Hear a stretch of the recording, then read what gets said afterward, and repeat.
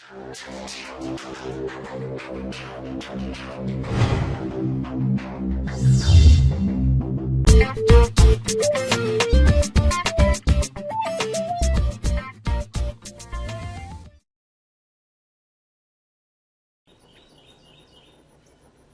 bluebird is one of the most welcome residents among Missouri's birds. Its bright colors and cheerful song make it a favorite with almost everyone.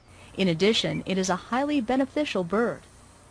About 2/3 of its diet is insects, many of which are damaging to crops.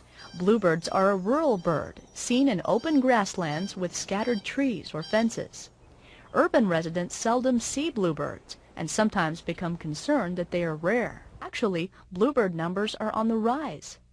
They're about 4 times as abundant as they were just a decade ago.